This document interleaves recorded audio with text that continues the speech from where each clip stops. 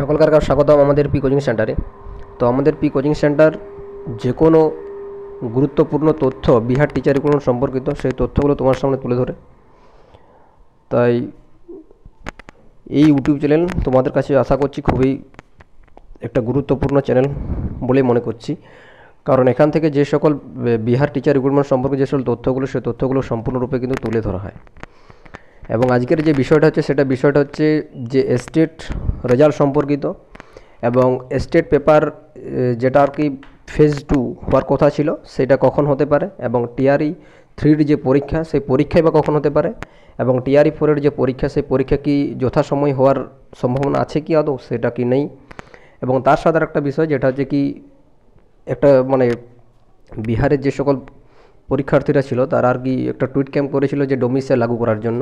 তো ডোমিসাইল জিনিসটা কি এবং ডোমিসাইল লাগু কি আদৌ হবে সেই বিষয় নিয়ে কিন্তু আজকের এই ভিডিওটা আশা করছি একটু বড় হতে পারে। তাই সকলেকে একটা অনুরোধ, শেষ পর্যন্ত ভিডিওটা দেখবে এবং সম্পূর্ণ তথ্য গ্রহণ করেই পর তোমরা কিন্তু এক্সিট করতে পারো। তা আজকের যে বিষয়টা একটা টুইটের মাধ্যমে আর কি পেয়েছি। আমরা প্রথমেই বলেছিলাম যে নিউজ 18 যে চ্যানেল আছে সেই চ্যানেলের জন্য আর কি প্রতিনিধি রজনীশ কুমার স্যার, তো ওনার যে সকল টুইটগুলো আর কি বিপিএসসির পক্ষ থেকে যে সকল টুইট করা হয় সেই টুইটগুলো সম্পূর্ণরূপে কিন্তু একদম অথেন্টিক নিউজ, তাই প্রতিটা ক্ষেত্রে কোনো কোথাও কিন্তু ভুল হয়নি। তো আজকের যে টুইট সেই টুইটটাও কিন্তু ওনার দেওয়া। এই টুইটের মাধ্যমে আমরা কিন্তু একটা সম্পূর্ণ বিষয়টা কিন্তু আমরা ক্লিয়ার বা পরিষ্কার হতে পারি যে পরীক্ষা কখন হতে পারে এবং স্টেটের যে রেজাল্ট কখনই প্রকাশ হতে পারে এবং টিআরই 4-এই বা পরীক্ষা কখন হতে পারে। তো সম্পূর্ণ বিষয়টা আজকে আলোচনা করব। তাই আরেকবার পুনরায় বলছি, যারা নতুন এসে থাকবে অবশ্যই চ্যানেলটা সাবস্ক্রাইব করে দিও, এবং যদি সেশনটা ভালো লেগে থাকে অবশ্যই চ্যানেলটা লাইক করে দিও। যাই হোক, এইসব কথা থাক, আগে যে মূল বিষয় সেই মূল বিষয়টা নিয়ে আমরা আলোচনা করি। তাহলে এই টুইটের মাধ্যমে কি বলা হয়েছে সম্পূর্ণ বিষয়টা আমরা জানবো। तो যেখানে বলা হয়েছে कि टीआरई 3 पुनर्परीक्षा की संभावित तिथि में अब नहीं होगा बदलाव। তাহলে টিআরই 3 যারা আর কি ফর্ম ফিল আপ করেছে আমাদের আদার স্টেট থাকে তাদের ক্ষেত্রে একটা বিষয় বলা হচ্ছিল যে টিআরই 3-র যে পরীক্ষার ডেট, পরীক্ষার তারিখ কিন্তু বারবার কিন্তু পরিবর্তন হচ্ছিল।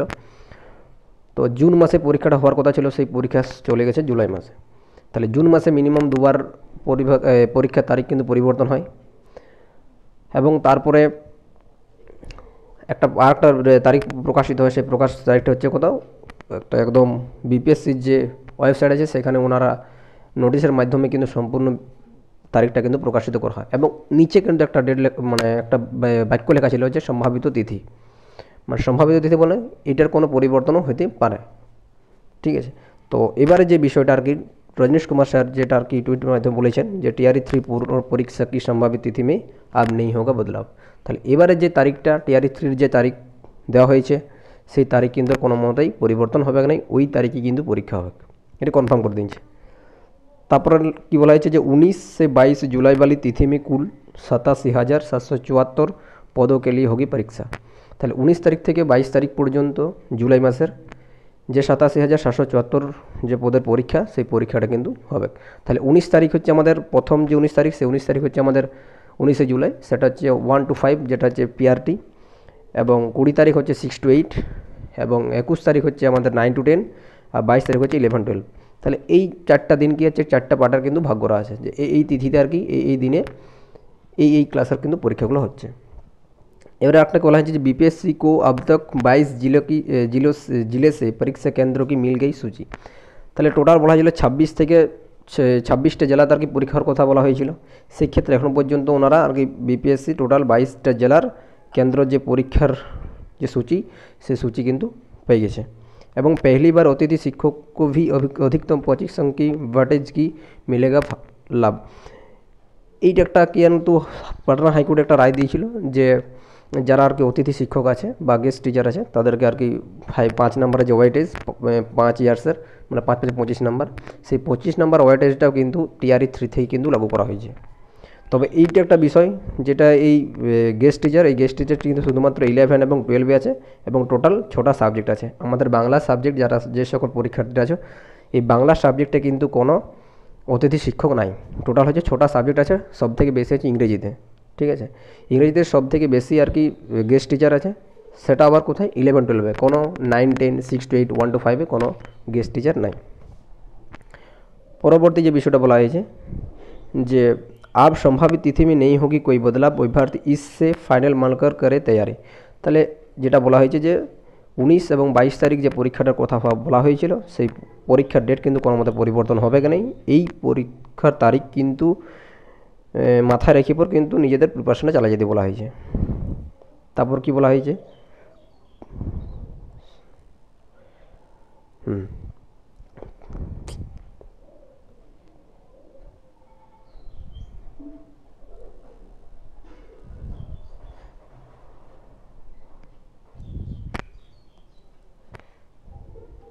তারপর যেটা বলা হয়েছে যে এক সপ্তাহ के भीतर যে बीपीएससी इसी तिथि को फाइनल मानकर करेगी शेड्यूल की घोषणा।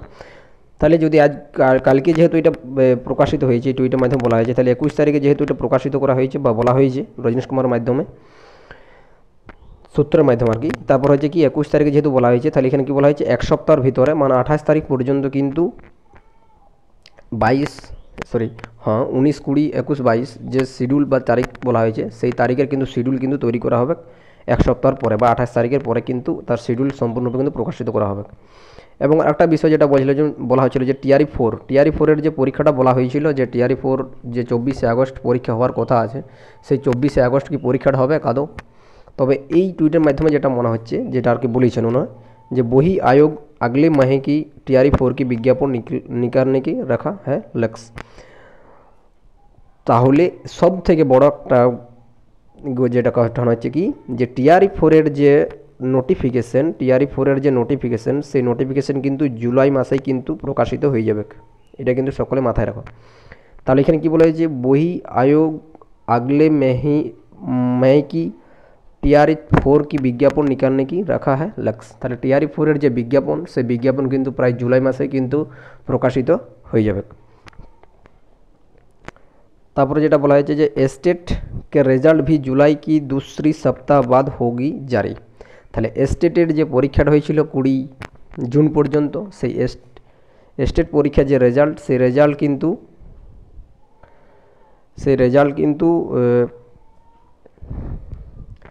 রেজাল্ট জুলাইয়ের दूसरी সপ্তাহে মানে জুলাইয়ের দ্বিতীয় সপ্তাহে কিন্তু প্রকাশিত হয়ে যাচ্ছে। ঠিক আছে, জুলাইয়ের দ্বিতীয় সপ্তাহে কিন্তু স্টেটের পরীক্ষার রেজাল্ট কিন্তু প্রকাশিত হয়ে যাবে।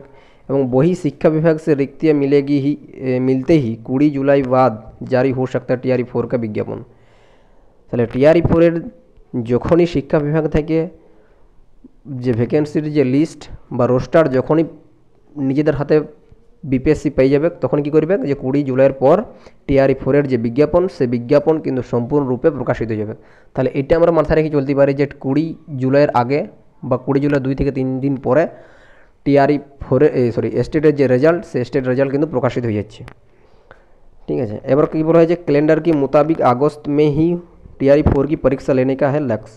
তাহলে ক্যালেন্ডারে যেটা বলা হয়েছিল যে টিআরই 4 যে পরীক্ষা 24শে আগস্ট হওয়ার কথা ছিল, সেই 24শে আগস্টেই কিন্তু পরীক্ষাটা হওয়ার একটা সম্ভাবিত মানে সব থেকে বেশি এখন পর্যন্ত লক্ষ্য রেখেছে বিপিএসসি, যে টিআরই 4 যে পরীক্ষা 24শে আগস্টে কিন্তু প্রকাশিত করা হবে, মানে পরীক্ষাটা নেওয়া হবে। এখানে কি বলা হয়েছে, हालांकि आयोग रिजर्वेशन वाले फैसले के बाद संशय में है। তাহলে যে রিজার্ভেশনটা কিছুদিন একদিন আগে আর কি বলা হলো পাটনা হাইকোর্ট, যে 65% যে রিজার্ভেশন করা হয়েছিল সেটাই কিন্তু সম্পূর্ণরূপে কিন্তু রদ করে দিয়েছে। এবং সেটা বলা হয়েছে যে 50% যে রিজার্ভেশন করা হয়, সে 50% রিজার্ভেশন রাখতে হবে, যে 65% কোনো জায়গায় রিজার্ভেশন করা হয় নাই। তাহলে এই বিষয়টা নিয়ে আর কি একটা এখন পর্যন্ত একটা আয়োগ একটা সংশয়ের মধ্যে আছে, क्योंकि पटना हाईकोर्ट ने बिहार आरक्षण कानून को किया रद्द, अब आयोग की भी सरकार की फैसला और नई रिक्तियाँ का इंतजार है। তাহলে आयोग भी सरकार के फैसलों और नई रिक्तियों का इंतजार। তাহলে আয়োগ এখন পর্যন্ত সরকারের উপর নির্ভর করে আছে যে এই বিষয়টা ওনারা কী করতে চাইছে, তারপরে কিন্তু আবার সম্পূর্ণরূপে কিন্তু একটা রিক্তিয়া বা রোস্টার কিন্তু প্রকাশিত হতে চলেছে টিআরই 3 ক্ষেত্রে এবং টিআরই 4 ক্ষেত্রে।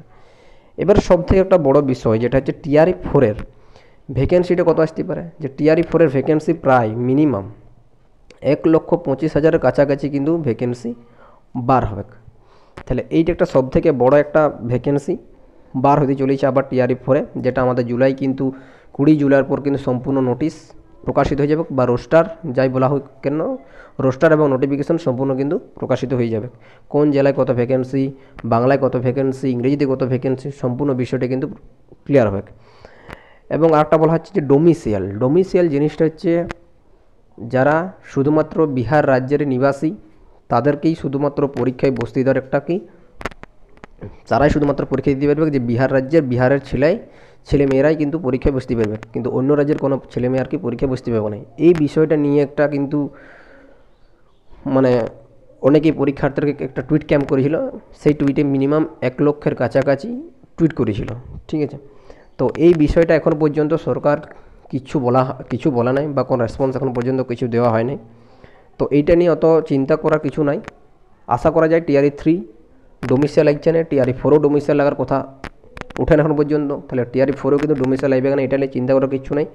নিজেদের যে স্টাডি প্ল্যান, সেই স্টাডি প্ল্যান কিন্তু কন্টিনিউ চালিয়ে যাও।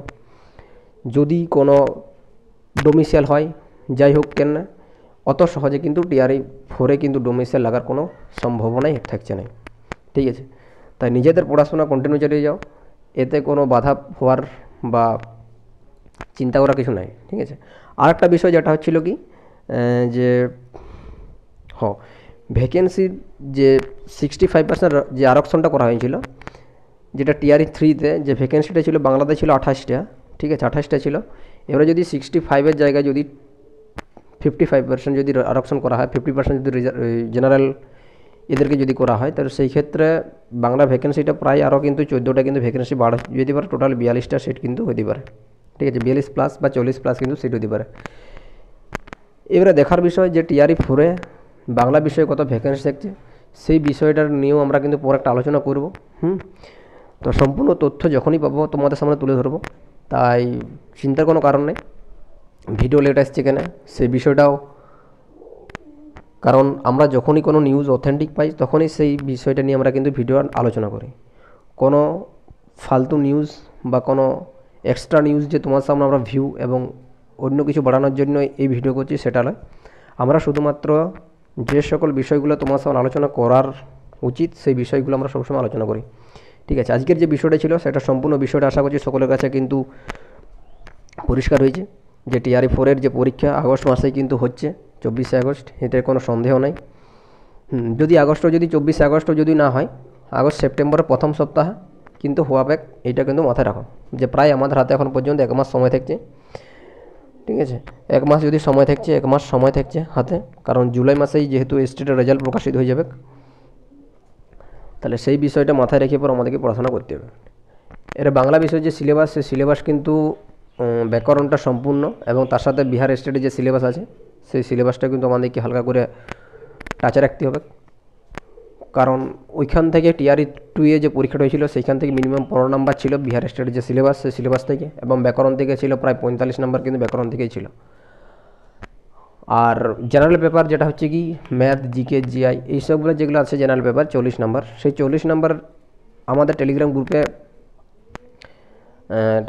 বলবো না, যারা আর কি আমাদের এই জেনারেল পেপারে যে সকল নোটসগুলো তোমরা নিতে চাইছো অবশ্যই আমার সঙ্গে কন্ট্যাক্ট করতে পারো। আমাদের টেলিগ্রাম গ্রুপ আছে, সেখানে গিয়ে তোমাদের আমাদের যে টেলিগ্রাম গ্রুপ আছে পি কোচিং সেন্টার, সেই পি কোচিং সেন্টারে গিয়ে তোমরা জয়েন হতে পারো, এবং সেখানে গিয়ে কীভাবে আমরা জেনারেল পেপার যে নোটস পাবে তোমরা, সেই বিষয়টা কিন্তু ওখানে কিন্তু সম্পূর্ণরূপে বলা আছে। এবং যদি কারো সংশয় থাকে আমাদেরকে কমেন্ট করতে পারো যে কীভাবে আমরা নোটসগুলো পাবো, সেই ক্ষেত্রেও। আরও অনেকে অনেক রকম কমেন্ট করছে যে টিআরই 3 এবং টিআরই 4 ব্যাপারটা কি। টিআরই 3 এবং টিআরই 4-এর ব্যাপার বলতে কিছু নয়, সিম্পলি দুটার মধ্যেই একই বিষয়, যে টিআরই 3 যে সিলেবাস, টিআরই 4-ও সে একই সিস্টেম, টিআরই 3 যে সিলেকশন প্রসেস, টিআরই 4-ও সে সিলেকশন প্রসেস একই হবে, কোনো পরিবর্তন নেই। তো যদি পরিবর্তন হয় সেই ক্ষেত্রে তো নোটিশের মাধ্যমে আমরা জানতে পারবো, এবং যখনই জানতে পারবো তখনই তোমার সামনে সেই বিষয়টা আমরা কিন্তু পরিষ্কার করে দেবো, ঠিক আছে। তাহলে আজকের বিষয় এইটুকুই ছিল, তাই এইটুকুই বলে সবাইকে আমরা আজকের বিষয়টা আমরা এখানে শেষ করছি। জয় হিন্দ।